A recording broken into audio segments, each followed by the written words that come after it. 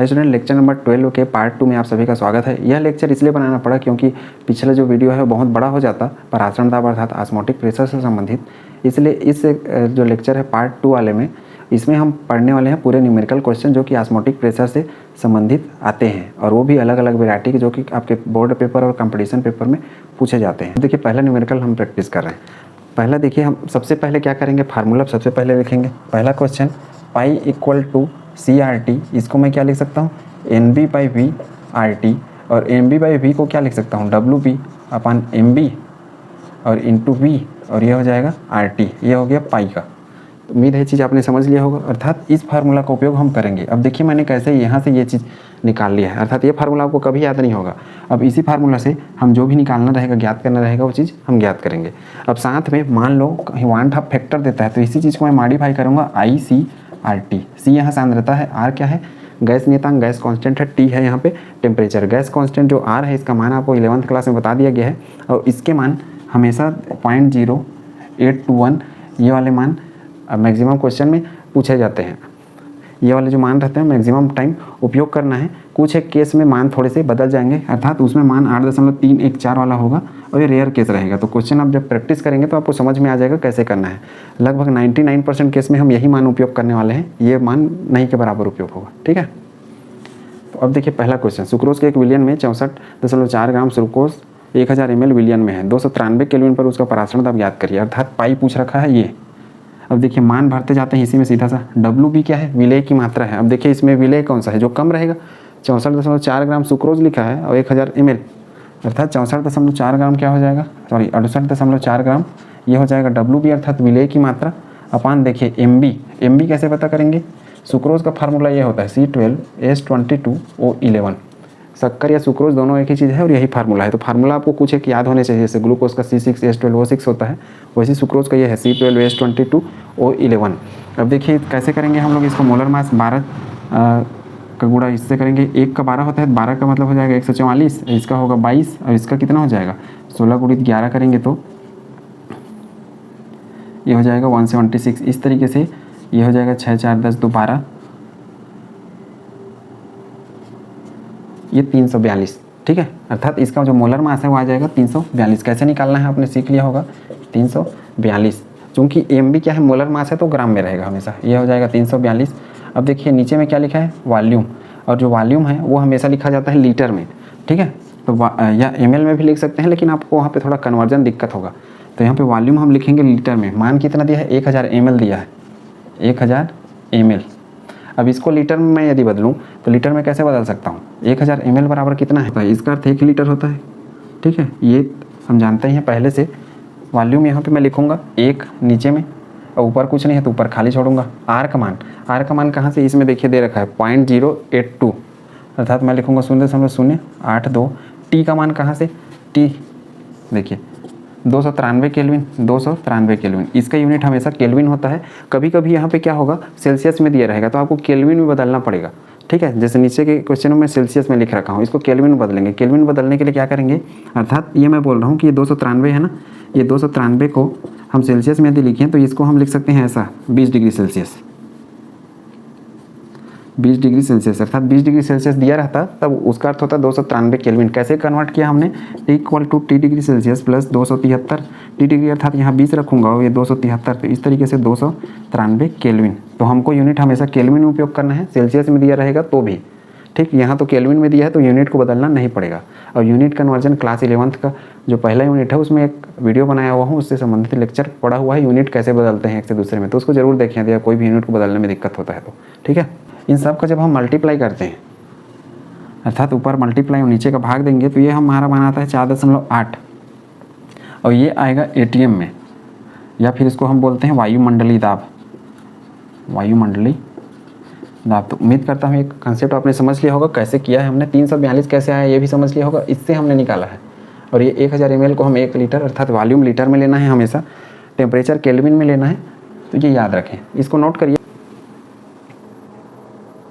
एक प्रोटीन के 200 घन सेंटीमीटर जली विलियन में 1.26 ग्राम प्रोटीन है। हम वही अपना सूत्र उपयोग करेंगे दूसरा में भी, पाई इक्वल टू CRT, और ये था NB/V/RT, ये था WB/MB और ये क्या था, यहाँ पे V लिखा था हमने, और ये RT। इस तरीके से ये हमारा फार्मूला बनता था, pi equal to WB upon MB। ये विलेय की मात्रा है, WB MB है मोलर द्रव्यमान, विलेय का था सॉल्यूट का ये वॉल्यूम है, ये R गैस कांस्टेंट है, T टेम्परेचर है, पाई प्रेशर है। इस फार्मूला का उपयोग हमेशा करेंगे। देखिए एक प्रोटीन के 200 घन सेंटीमीटर, ये क्या दिया, वॉल्यूम दे दिया 200 घन सेंटीमीटर। घन सेंटीमीटर को हम लोग ये भी लिखते हैं 200 मिलीलीटर, ये लिखते हैं। अब देखो 200 मिलीलीटर को लीटर में कैसे बदलेंगे, तो 1000 ml बराबर 1 लीटर होता है। 200 बट्टा मैं कर दूंगा 1000, देखिए ये दो कट हो गया, ये 0.2 क्या हो जाएगा, लीटर हो जाएगा। तो ये हम उपयोग करेंगे। कैसे कन्वर्ट किया हो समझ लिया होगा आपने। ml को लीटर में बदलना है तो 1000 से भाग देना पड़ेगा, क्योंकि 1000 ml बराबर 1 लीटर होता है, इस वजह से। तो ये डाटा उपयोग करेंगे वॉल्यूम में। 1.26 ग्राम प्रोटीन है, अर्थात जो विलेय है WB ये है 1.26 ग्राम। 27 डिग्री ताप पर टेम्परेचर दिया है 27 डिग्री, लेकिन इसका यूनिट तो केल्विन होता है। तो मैं क्या करूँगा, 27 प्लस 273, इस तरीके से क्या आ जाएगा, 273 और 27 को जोड़ेंगे तो ये आ जाएगा 300 केल्विन। तो हमको ये 300 केल्विन उपयोग करना है, अर्थात ये डाटा, ना कि ये। अर्थात सेल्सियस जो दिया रहेगा उसको हम इस तरीके से कन्वर्ट करेंगे, 273 को उसमें प्लस करके। ठीक है, तो ये याद रखिए, तरीका आपको पहले भी सिखाया जा चुका है। परासरण दाब, अर्थात जो पाई का मान है ये भी दे रखा है, पाई equal to 2.57 into 10⁻³ bar.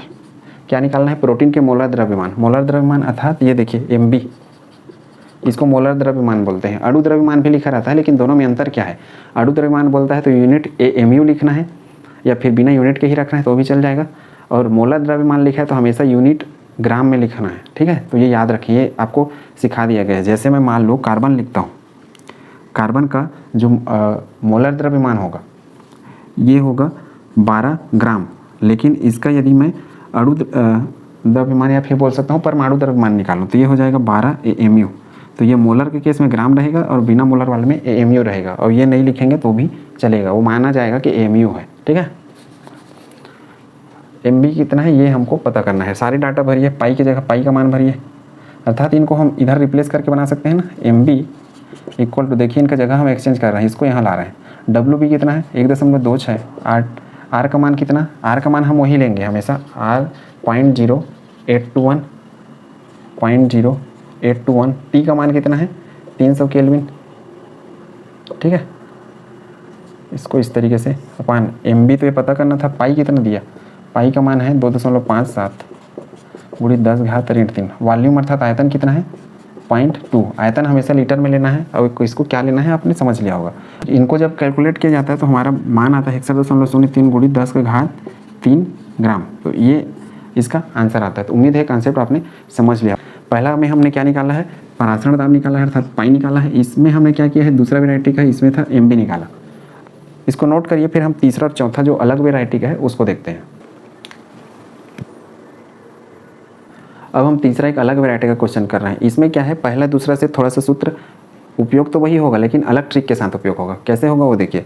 Sucrose का 5% विलयन यूरिया के इतना % विलयन का समपराश्री है। यहाँ पे समपराश्री का अर्थ है कि सुक्रोज का जो विलयन है वो और यूरिया का जो विलयन है वो उनके परासरण दाब बराबर है।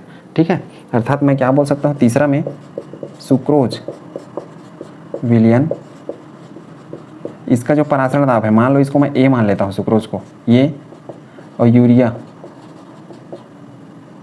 जिसका परासरण दाब मैं B मान लेता हूँ, ये दोनों बराबर हैं। ठीक है, समपराश्री का अर्थ ये है। तो ये ऐसे जो हैं क्वेश्चन, इसको आप समझिए। समपराश्री मतलब परासरण दाब बराबर, और बराबर है इसका अर्थ है कि इनकी सांद्रता भी बराबर होंगे। अब सूत्र हम लगाते हैं, पाई इक्वल टू CRT। ठीक, और CRT जो अपना सूत्र है इसको हम और मॉडिफाई करेंगे थोड़ा देर में। देखिए, सुक्रोज का 5% विलयन यूरिया कितना % विलयन का समपराश्री है। और सुक्रोज का 5% अर्थात जो अपना हमने पाई A लिया है, तो इसको मैं लिख देता हूँ सुक्रोज के लिए। पहले सुक्रोज 5% का अर्थ होता है 5 ग्राम को लेके हमने क्या किया है, 100 मिलीलीटर विलयन बना लिया है। जो इस सूत्र में इनके, अर्थात ये हम NB/V लिखते हैं, वो विलयन, V अर्थात क्या है वहाँ पे विलयन का, इसका जो सूत्र होता है हमारा NB/V, ये क्या है, ये विलयन का आयतन है अर्थात वॉल्यूम है, और ये विलेय है अर्थात सॉल्यूट की मात्रा है। ठीक है, ये विलेय है अर्थात सॉल्यूट का मोल है NB, जिसको हम W/M लिखते थे, WB/MB, इस तरीके से। तो इसी में हम इनको कन्वर्ट करेंगे धीरे से। ये विलयन का आयतन, और ये क्या है, ये विलेय है, विलेय की मात्रा। ये तो सुक्रोज हो गया। नेक्स्ट देखिए, यूरिया लिखा है, तो यूरिया कितना लिखा है 0.877%। इसका अर्थ है कि 0.877 ये जो ग्राम है ये विलेय है यूरिया का, अर्थात विलेय, और इसको लेके हमने क्या किया है 100 मिलीलीटर विलियन बनाया हुआ है यूरिया का ही, अर्थात 100 ml हमने पानी लिया है उसमें इसको घोल रखा है और दोनों को मिला के 100 ml का हमने विलियन बनाया है। ये है, इसका अर्थ भी वही है, 5 ग्राम को लेके हमने 100 ml का विलियन बनाया है। ठीक, परसेंटेज वाला हम पढ़ चुके हैं कि इसमें आयतन प्रतिशत द्रव्यमान प्रतिशत वाला इस यूनिट का पहला लेक्चर था उसके अंतर्गत, तो उससे ये कॉन्सेप्ट आ रहा है। ठीक है, सुक्रोज का अणु भार, सुक्रोज का अर्थात इसका, और सुक्रोज को हमने क्या माना है ए माना हुआ है, और इसको हमने क्या माना है बी माना हुआ है। देखिए ये ए है, ये बी, ये पाई ए पाई बी ऐसा लिख रखा हूँ ना, इसलिए ये ऐसा क्यों लिखा हूँ, समपराश्री, समपराश्री। और थोड़ा देर पहले हमने कॉन्सेप्ट पढ़ा है, समपराश्री का अर्थ है पराश्रण दाब समान। ठीक, अब इसमें क्या करना है, यूरिया का अणु भार ज्ञात करना है। यूरिया का अणु भार और सुक्रोज का हमको अणु भार पता है। ठीक है, इसका अणु भार सुक्रोज का अर्थात मोलर मास ये है 342, इसका हमको पता करना है अणु भार। ठीक, सूत्र लगाते हैं पाई इक्वल टू CRT, चूँकि दो अपने पास विलियन है, एक सुक्रोज है दूसरा यूरिया है। अब दोनों चूँकि क्या है समपराश्री है, अर्थात इस तरीके से है, तो इस तरीके से है, अर्थात दोनों के सूत्र को यदि मैं इन्हीं में फिट कर दूं तो पाई का अर्थ हम जानते हैं क्या होता है CRT। चूँकि ये ए माना हो तो मैं CART लिख दूंगा, और इसको मैं बी माना हो तो CBRT। तो उम्मीद करता हूँ ये चीज़ आपने समझ लिया होगा कैसे हम कर रहे हैं, अर्थात दोनों समपराश्री हैं इसलिए हमने बराबर कर दिया। और हम जानते हैं पाई अर्थात हमारा जो सूत्र है पराश्रण दाब वो ये होता है, इसलिए ये ए माना तो ए साइड पे इसको रख दिया और इसी सूत्र को कन्वर्ट करके बी साइड पे, इसलिए बराबर।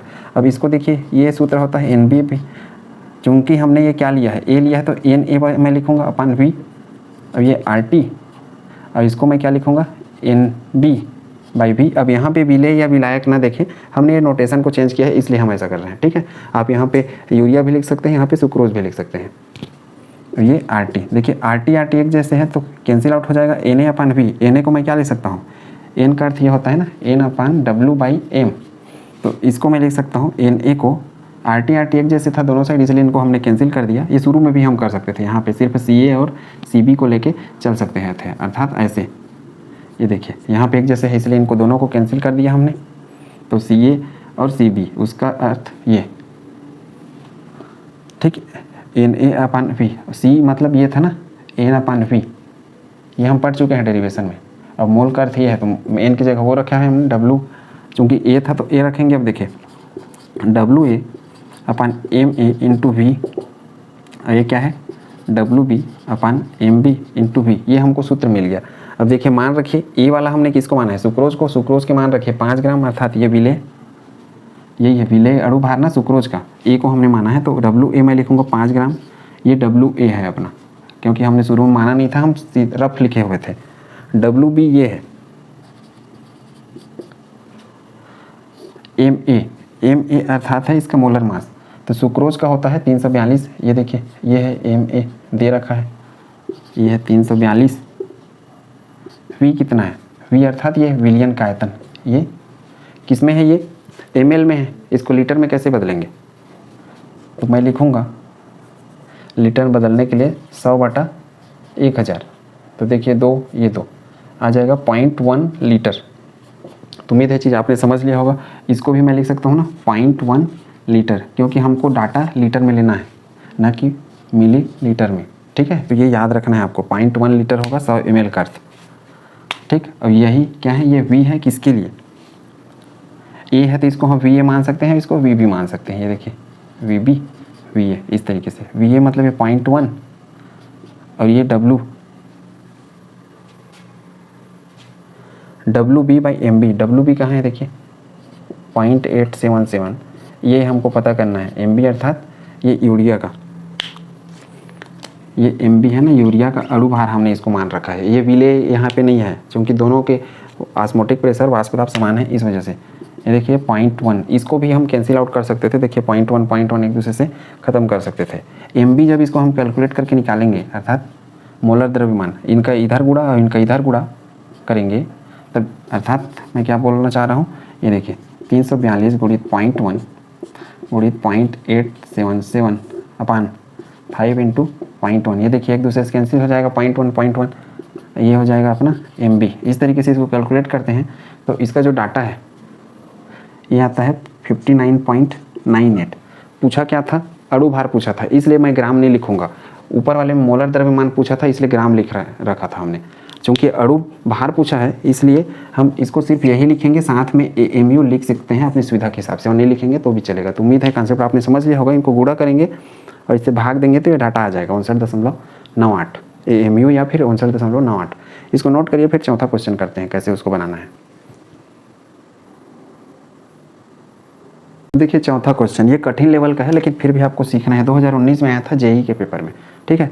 एक आयनिक यौगिक XY के तनु विलयन का परासरण दाब 0.01 मोल BaCl2 विलयन का 4 गुना है। अब इसको कैसे पता करेंगे? यदि आयनिक यौगिक का पूर्ण वियोजन हो, पूर्ण वियोजन अर्थात ये जो यौगिक है XY वो पूरा टूट जाए और ये जो BaCl2 है ये भी पूरा आयनों में टूट जाए, ये है इसका पूर्ण वियोजन अर्थात डिसोसिएशन। और यहाँ पे लगने वाला है वन हाफ फैक्टर या वन हाफ घटक।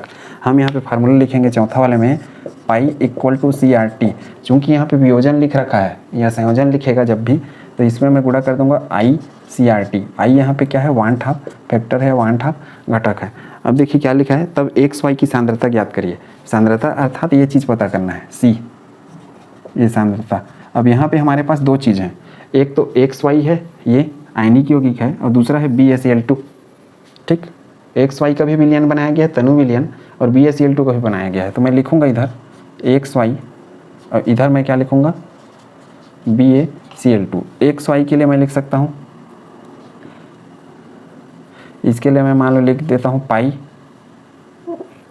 XY और इसके लिए लिख देता हूँ पाई BaCl2। चूँकि दो चीज़ दिया है और दोनों में तुलना करना है, एक के डाटा से दूसरे को पता करना है, ऐसा इसका अर्थ है, ठीक है। XY के सूत्र में ICRT, C क्या है, सांद्रता है, और किसका सांद्रता, XY का। और इधर क्या लिखूँगा ICRT। ये जो C है ये सांद्रता है BaCl2 का। RT कैंसिल तो क्या बचा ICXY इक्वल टू ICBaCl2। तो उम्मीद है यहाँ तक आपने समझ लिया होगा। अब देखिए यहाँ पे क्या लिखा है,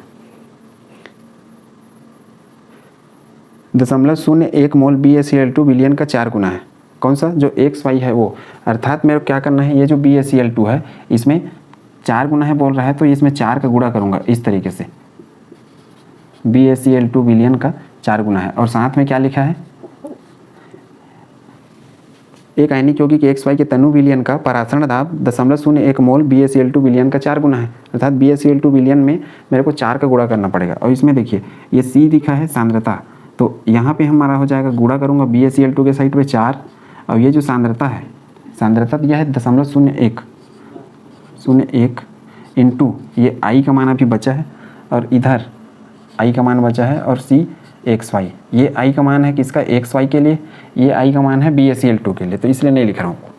अब देखिए इसमें पूर्ण वियोजन लिख रखा है, पूर्ण वियोजन अर्थात XY जब टूटेगा तो कैसे टूटेगा, X प्लस और Y माइनस में 1 N का मान कितना 2, पूर्ण वियोजन अर्थात अल्फा का मान, I का मान कैसे कैलकुलेट करेंगे 1 प्लस N माइनस 1 अल्फा का मान पूर्ण वियोजन में हमेशा 1 होता है। पूर्ण वियोजन अर्थात सारे जितने अणु लिए सबके सब टूट गए आयनों में।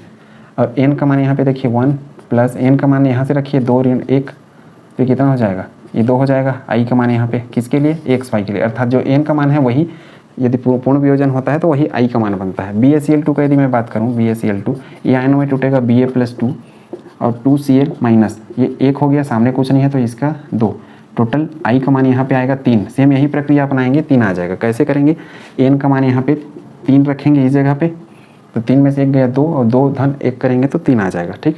तो I का मान 3 किसके लिए, BaCl2। अब देखिए XY के I का मान क्या है, ये XY के लिए निकाला है हमने और ये BaCl2 के लिए निकाल रखा है। XY के लिए I का मान है 2, सांद्रता इसी का हमको पता करना है, यही चीज़ देखिए लिख रखा है। तब XY की सांद्रता क्या होगी, ठीक है। अब ये हो जाएगा 4 गुणित 0.01, I का मान कितना है 3।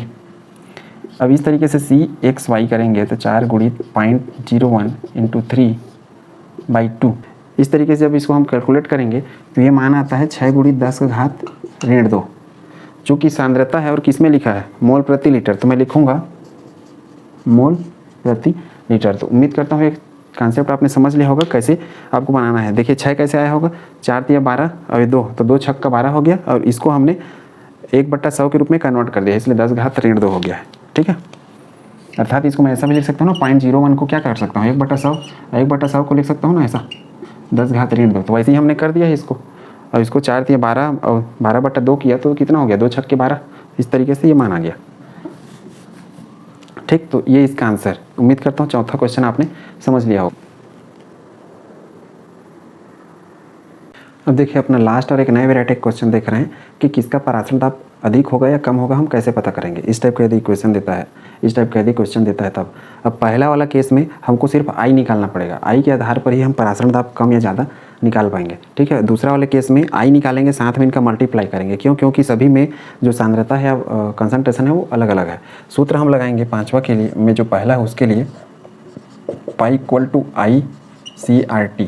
इस तरीके से अब देखिए 1 मोल NaCl को मैं यदि तोड़ूं तो इसमें टूटेगा Na प्लस Cl माइनस 1 इस तरीके से आई का मान यहाँ पे हो जाएगा 2। क्यों? क्योंकि n का मान 2 आता है। निकालने का तरीका आपको पता है, कैसे निकालते हैं हम लोग, I equal to 1 plus n minus 1 alpha. Alpha का मान 1 रखना है हमेशा जब सब टूटते हैं उसके लिए। ठीक है, इस सूत्र से हम निकाल रहे हैं। तो इसके लिए आई का मान 1 आ गया। यूरिया की बात करूं तो ये यूरिया से यूरिया ही रहता है, आयनों में नहीं टूटता, अर्थात एक लेते हैं एक ही मिलता है। इसमें एक लिए 2 मिल गया, आई का मान यहाँ पे 1 ही हो गया। क्यों? क्योंकि यूरिया आयनों में नहीं टूटता। इसी तरीके से सुक्रोज अर्थात अपना शक्कर, सुक्रोज, इसका भी आई का मान 1 आता है, ये याद होना चाहिए। ग्लूकोज, इसका भी आई का मान 1 आता है, आई का मान 1। क्यों 1 आ रहा है? क्योंकि ये तीनों क्या है, नॉन इलेक्ट्रोलाइट है, नॉन इलेक्ट्रोलाइट, अर्थात ये अपने आयनों में नहीं टूट रहे हैं, विद्युत अनअपघट्य कहते हैं। और ऊपर वाला इलेक्ट्रोलाइट है जिसको विद्युत अपघट्य कहते हैं, आयनों में टूटता है। अब आई का मान यहाँ 2 आया। अब देखिए सभी में सांद्रता क्या है, 1 है। अब सांद्रता का अपना सूत्र क्या है, ये CRT को यदि मैं R और T को कांस्टेंट मान लूँ तो पाई इक्वल टू आई और C। अब C अर्थात सांद्रता, किसकी सांद्रता, विलेय।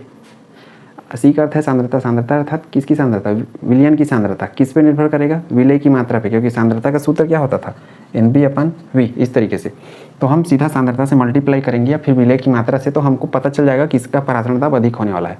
देखिए इसमें 3 चीज़ें तो 1-1 मोल वाले हैं। ठीक है, अब इसको मैं यदि मान लो मोल को अलग अलग बदल देता तब उत्तर भी बदल जाएंगे। ठीक है, जिसको हम दूसरे क्वेश्चन में सीखेंगे। तो पहले का जो आंसर रहेगा वो 2 आएगा। क्यों? क्योंकि आई का मान 2 सबसे अधिकतम इसमें है, और आई का मान 2 यहाँ पे रखूँगा तो परासरण दाब का मान भी 2 गुना बढ़ेगा। बाकी के केस में क्या है, सब में 1-1 रखना पड़ेगा मेरे को, तो ये 1 गुना की स्पीड से बढ़ेगा, अर्थात परासरण दाब इसमें किस में बढ़ने वाला है, ये ए वाले में। तो उम्मीद है ये चीज़ आपने समझ लिया होगा, NaCl वाले में बढ़ेगा। अब देखिए दूसरा क्वेश्चन में क्या है, इसमें चारों में हमको चुनना है। कैसे चुनेंगे, सेम वैसे निकालेंगे, लेकिन ग्लूकोज का देखिए, ग्लूकोज ये भी विद्युत अनघट्य है, नॉन इलेक्ट्रोलाइट। आई का मान इसका भी 1 ही होता है। अब आई का मान 1 है तो इस सूत्र के हिसाब से जो कि मैं यहाँ से निकाला हूँ, आई इंटू सी, आई यहाँ 1 ठप घटक है, जिसके लिए मैं लेक्चर नंबर 6 बनाया हूँ, उसको जरूर देखें, वहाँ आपको समझ में आ जाएगा। इसलिए मैं बीच में पढ़ाया था इसको, लास्ट में आपको दिक्कत ना हो करके। ठीक है, ग्लूकोज आई का मान जो ग्लूकोज के लिए आई का मान 1 होता है। और इसमें सांद्रता का यदि गुणा करूँ तो सांद्रता कितना दिया है, 0.1।